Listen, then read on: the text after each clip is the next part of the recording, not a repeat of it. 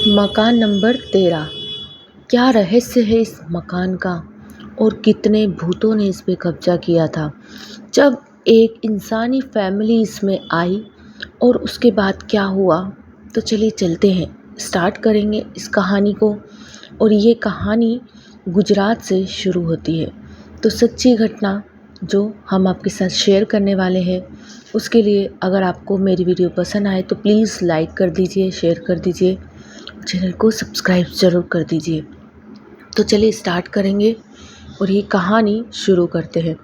तो गुजराती फैमिली की ये कहानी काफ़ी इंटरेस्टिंग है। 2 भाई, 1 बहन, माता पिता और एक छोटी सी बच्ची। बहन की अभी भाइयों की शादी नहीं हुई है। दोनों भाई और अपनी माता पिता और बहन के साथ किराए के मकान में रहते। और हाँ, बहन की शादी हो चुकी थी, डिवोर्स लेकर वो अपने माता पिता के यहाँ काफ़ी खुश थी। 5 साल की उसकी लड़की थी, जो बिटिया भी वहीं रहती थी। अब चलिए स्टार्ट करेंगे इस कहानी को। परिचय पूरा हो गया। कुछ ही क्षणों में उसके पिता की मृत्यु हो जाती है। मकान उनका किराए का है। अब किराए के मकान में उन्हें उस जगह पर अंतिम संस्कार के लिए तैयारी करने का इजाज़त नहीं होती है। मोहल्ले वाले काफ़ी चिढ़ते हैं। मकान मालिक ने ताला बाहर से लगा दिया कि अब इस डेड बॉडी को आप कहीं से भी ले जा सकते हो, पर मेरे घर से नहीं ले जा सकते। बहुत सारे लोग होते हैं इस तरीके से जो ये विचार, गंदे विचार रखते हैं। ऐसा कुछ भी नहीं होता है। अगर व्यक्ति पैसे देता है तो उसे भी मकान यूज़ करने की पूरी इजाज़त है। ऐसा कुछ नहीं हुआ। उसके माता पिता काफ़ी खुश रहते थे इस मकान में, इसलिए उसके पिता की अंतिम यात्रा यहाँ से निकालने की उन्हें काफ़ी इच्छा थी, पर कुछ भी नहीं हो पाया। उन्होंने थोड़े ही आगे उनके एक रिश्तेदार रहते थे, वहाँ से उन्होंने ये अंतिम यात्रा निकाली और सब कुछ अच्छे से कर दिया। पर कुछ क्रियाएं, जो पूजा पाठ, कुछ रह गया था जो घर से होना था, वो नहीं हो पाया। अब उसके जो पिताजी थे, उनकी इच्छा भी थी कि शुरू से यही रहते थे, तो कि यहीं से उनकी यात्रा निकले। अगर उन्हें एकदम कुछ होता भी है, वो भी नहीं हो पाया था। मकान मालिक को काफ़ी समझाया बुझाया, पर नहीं समझा वो। फिर सब कुछ होने के बाद उसके जो बेटे थे, उन्होंने मन ही मन एक चीज़ सोच ली थी कि अब हमें घर का घर खरीदना है। अभी घर का घर खरीदा नहीं था, अभी किराए के मकान में ही रहते थे। उन्होंने घर का घर खरीदा और उसकी जो माता थी उन्हें भी बताया, पर कुछ समय लगा। अब दोनों जो लड़के थे, उन्होंने अपनी नौकरी जो है वो गोवा में ट्रांसफ़र कर ली। गोवा में इंटरव्यू दिया और दोनों की नौकरी वहाँ लग गई। साल बीता, 1.5 साल हुआ और उन्होंने वहाँ पर काफ़ी मेहनत करी। मेहनत करने के बाद उन दोनों की नौकरी लग गई। तो जो बड़ा बेटा था उसका नाम चेतन था और छोटा बेटा जो था उसका संतोष। तो संतोष और चेतन की दोनों की नौकरी वहाँ लग गई थी। अब कहानी को अच्छे से सुनना और नाम को भी ध्यान रखना। बड़ा बेटा चेतन, छोटा बेटा संतोष, दोनों ने मिलकर एक मकान लिया। मकान लेने के बाद उन्होंने अपनी माता को ये दिखाने के लिए पहले बुलाया। उसकी माता ने बड़े अच्छे से उस मकान को देखा, सब कुछ बढ़िया लगा उसे और उन्होंने उस डील को फाइनल कर दिया। अब उन्होंने मकान कंप्लीट ले लिया था। अब उन्हें अपना सामान सभी पैक करवा कर वहाँ शिफ्ट होना था। इतनी दूर का रास्ता था, तो उन्होंने पैकिंग के लिए भी लोगों को बुलाया, जो पर्सनली अच्छे से पैक किए जाते हैं जिससे सामान डैमेज ना हो। सभी सामान को पैक करके वो लोग चले गए गोवा। घर का घर था, मकान खाली कर दिया था यहाँ से। अब वो गोवा शिफ्ट हो गए। गोवा में जैसे ही जाते हैं वो लोग, तो वो अपने एक रिश्तेदार के यहाँ रुक जाते हैं, क्योंकि अभी सामान उतरेगा, सामान जमेगा तो काफ़ी समय लगेगा। इसमें अब छोटा जो बेटा चेतन है, वो कहता है कि आप सभी वहाँ रुकिए, मैं सामान रखवा देता हूँ, उसके बाद हम जमा लेंगे वापस से। तो वो जैसे ही गेट के पास जाता है, तब तक तो सब सही था, पर अब वो क्या देखता है कि गेट में ताला बाहर से नहीं, अंदर से लगा है। अब वो समझ नहीं पाता है और बहुत देर तक खड़ा रहता है। उसने अपने भाई को कॉल किया कि क्या जिसे हमें मकान बेचा है वो अभी भी रह रहे हैं? वो कहता है नहीं, वो तो चले गए हैं, उन्होंने मकान खाली कर दिया है, पर उसे वो ताला बाहर से नहीं अंदर से लगा हुआ नज़र आता है। एक किचन नीचे सारा पूरा पार्किंग था और ऊपर मकान था। तो मकान में बाहर की तरफ निकला हुआ किचन था, जो आप आसानी से देख सकते हैं कि कौन खाना बना रहा है, खिड़की वगैरह। वहाँ पर उसे एक लेडीज़ की परछाई नज़र आती है और सामान गिरता हुआ तेज़ी से आवाज़ आती है। वो एकदम घबरा जाता है और वो कहता है कि कोई है अंदर। ऊपर से ही नीचे से चिल्लाता है ऊपर की तरफ।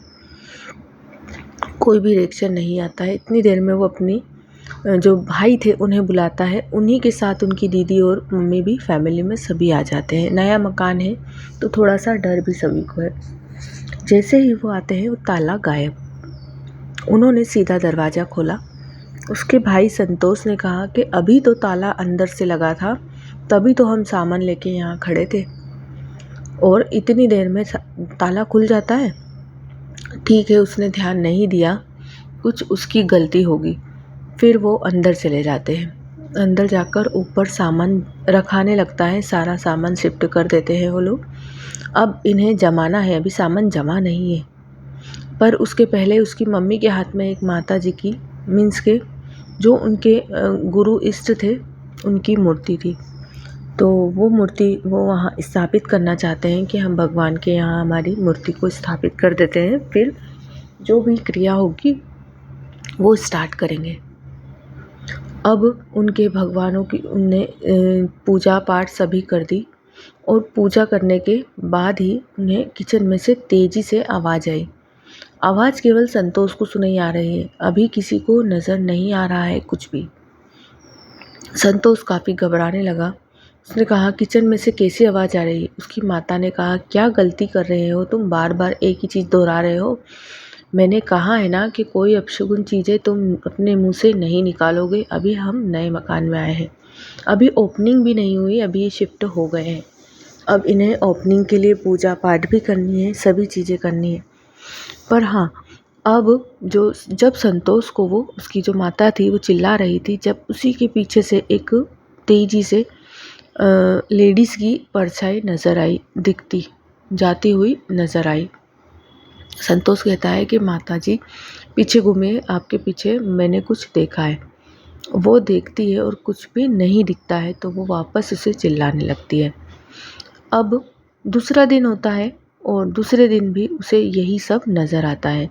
किचन में एक अजीब सी आवाज़ें आने लगती है। संतोष तुरंत उठकर जाता है और जाते ही वो परछाई फिर से देखता है। वो काफ़ी घबराने लगता है। अब उसे 3 बार नज़र आ चुका था। चौथा दिन था, अभी सामान शिफ्ट नहीं कर पा रहे थे। आज पूरा सामान खुलना था। उन्होंने देखा कि उनके घर में जो भी पैक सामान आया है, ड्रेसिंग टेबल, सभी चीज़ें आज सभी खुलना है। तो उनके घर की जितने भी कांच थे, एक भी तस्वीर का कांच भी ऐसा नहीं था जो साबुत आया था। सभी फूट गए थे, सभी तड़के हुए थे और वो पैकिंग करवा के लाए थे। मीन्स के जो थर्माकोल वगैरह से पैक आजकल होते हैं जिससे डैमेज नहीं होता है, पर वो सभी चीज़ें डैमेज होकर आई थी। थोड़ा सा डाउट उसकी माँ को तब होता है, पर वो ध्यान नहीं देती है। उसके गुरुजी जो काफ़ी बड़ी तस्वीर में थे, उनकी भी सीनरी के नीचे कांच पूरा डैमेज था, पूरा तड़का हुआ था। अब सभी चीज़ों को उन्हें हटाना पड़ा। तस्वीर में से कांच हटाया गुरुजी का, फिर उन्होंने उस तस्वीर को सही कराकर लगवाया। बाकी चीज़ों में सब कांच डैमेज थे, फूटे हुए थे। अब उसी रात उसे एक खतरनाक सा सपना आता है और सपने में उसे कोई गला दबाता है। जैसे ही आँख वो खोलता है तो एक भयानक सा चेहरा उसके सामने नज़र आता है। काफ़ी लंबे लंबे बाल, चमकीली सी आँखें, डरावनी सी लेडी एक लंगड़ाती हुई उसके सामने चलती हुई आ रही है। आते हुए उसका गला दबा देती है। वो काफ़ी ज़ोर ज़ोर से चिल्लाने लगता है। अब इस समय परिवार के सभी सदस्य साथ में सो रहे थे, क्योंकि संतोष को थोड़ा डर लग रहा था। जैसे ही चिल्लाता है, उसकी माता, बहन और उसका भाई सभी उठकर खड़े हो जाते हैं और देखते हैं कोई भी नहीं है। पर हाँ, अभी संतोष चिल्ला रहा है। अब संतोष को छुड़ाया जाता है, उठाया जाता है पानी छींटकर। संतोष नॉर्मल होता है, पर संतोष को एक दीवार से टिकाकर बिठा दिया जाता है। संतोष ज़ोर ज़ोर से चिल्लाने लगता है, कहता है सब कुछ गलत है, जल्दी से चलते हैं हम यहाँ से। उसकी बातों में अभी भी कोई नहीं आया है। अब किचन से तेज़ी से आवाज़ आने लगती है, और आवाज़ आती है तो उसकी माता सभी से कहती है कोई भी नहीं जाएगा, केवल मैं जाऊंगी। जैसे ही वो किचन में जाती है, वहीं पर खड़ी खड़ी घबरा कर ज़ोर से सांसें लेने लगती है और उस चीज़ को नीचे देखने लगती है। अब किचन के नीचे उसे कुछ दिख रहा है और वो काफ़ी घबरा रही है। इस तरीके से उसका जो भाई था, वो उसको, उसकी जो माताजी को लेने आता है, तो वहीं से इशारा करती है कि यहाँ तक नहीं आओगे तुम। तो वो उसे दूर से ही हाथ पकड़कर खींच लेता है, वरना उसकी जो माता थी वहीं पर खड़ी की खड़ी रह गई थी। अब उसकी बहन और उसके भाई को भी पूरी रात वो चीज़ें नज़र आती है, बाकी धुआंधार इस तरीके से ऐसा नज़र आता है और काफ़ी तेज़ी से आवाज़ें आती है। उस कमरे से वो लोग नहीं निकलते हैं। अब सुबह की 6 बज चुकी थी। वो लोग घर से बाहर हो गए थे, सब कुछ नॉर्मल हो गया था। अब संतोष ठीक नहीं था, पर वो बाहर खड़ा था, बाकी वो ठीक नहीं था, बाकी सब नॉर्मल थे। और अब वो सोच रहे थे इस घर में नहीं जाएंगे जब तक कोई इसे ठीक नहीं कर देता है। वो पास ही के मंदिर में जाते हैं और वहाँ पर पता करते हैं, तो एक बड़े महात्मा जो वहाँ पर काफ़ी प्रसिद्ध है, उनके पास जाते हैं। उन्हें कहते हैं कि जो बड़ा भाई था वो और माताजी, बहन के साथ अभी भाई छोटा वाला यहीं है, सामने गार्डन में बैठा हुआ है, वो नहीं गया। ये दोनों जाते हैं और कहते हैं कि ऐसी सी बात है। तो वो कहते हैं अपने छोटे भाई को मेरे पास लेकर आओ। वो बहाने करेगा पर आएगा नहीं। और ऐसा ही हुआ। जब उसे लेने आया चेतन, तो संतोष चिल्लाने लगा, कहने लगा नहीं, मुझे भूख लग रही है, क्या तुम मुझे इधर उधर ले जा रहे हो, अभी मुझे बहुत काम है। वो आनाकानी करता है और वो रास्ते तक नहीं जाता है, घर से 2 कदम भी आगे नहीं बढ़ता है। इतनी देर में वो महात्मा वहीं आ जाते हैं। उन्होंने कहा कि मुझे पूरा यकीन था कि ये व्यक्ति मंदिर में नहीं आएगा। जैसे ही उसका हाथ पकड़ते हैं वो और कहते हैं, वैसे ही उसके शरीर से काफ़ी तेज़ी से आवाज़ें आने लगती है। वो कहते हैं कि एक व्यक्ति नहीं है इसके साथ, तुम इसे अगर नहीं लाते तो ये इसका आखिरी दिन होता। काफ़ी भयानक चीज़ें इसके साथ हो रही है। अब वो उसे एक चीज़ जो थी साधन, वो उसकी जेब में डालते हैं और उसके बाद उसे घर में लेके जाते हैं। घर में ले जाने के बाद सारी पूजाओं की तैयारी होती है और एक क्रिया होती है। उस दौरान वो बताते हैं कि तुम्हारे कोई ख़ास रिश्तेदार ने इस मकान में कुछ गलत चीज़ें छोड़ दी हैं जो तुम्हें परेशान कर रही है। पर हाँ, एक ख़ास और पवित्र आत्मा इसके साथ थी, वरना ये पहले ही दिन भगवान को प्यारा हो जाता। तो कहते हैं कि ऐसा कौन था जो इसे बचा रहा था। तो कहते हैं जो आत्मा थी उसका नाम वो बताते हैं। तो कहते हैं कि ये तो हमारे पिताजी हैं। तो बोले हाँ, ये जो है, वो जो भी है, ये इसे शुरू से बचा रहे हैं इन आत्माओं से। तो अब जो क्रियाएं करते हैं, वो सभी क्रियाओं के द्वारा वो करा हुआ सब ख़त्म करते हैं, घर को काफ़ी पवित्र करते हैं और वो पूरा बंधवाते हैं। उसके बाद उनके पिताजी की पूरी विधिवत उनकी रक्षा के लिए, उनकी आत्मा की शांति के लिए पूरी पूजाएं की जाती है। और आज उनके पिताजी अगर नहीं होते तो उनका बेटा भी नहीं बचता। अब सब कुछ अच्छा है, पर अभी भी उनके घर में ऐसा नहीं कहा जाता है कि हमने किसी को देखा। वो इतने ज़्यादा डर चुके थे। रह रहे हैं अभी भी वहाँ पर काफ़ी डरावना एक्सपीरियंस उनके साथ हुआ था ये सब चीज़ों में। तो वीडियो कैसी लगी मुझे कमेंट्स बॉक्स में ज़रूर बताएं। Thanks for watching.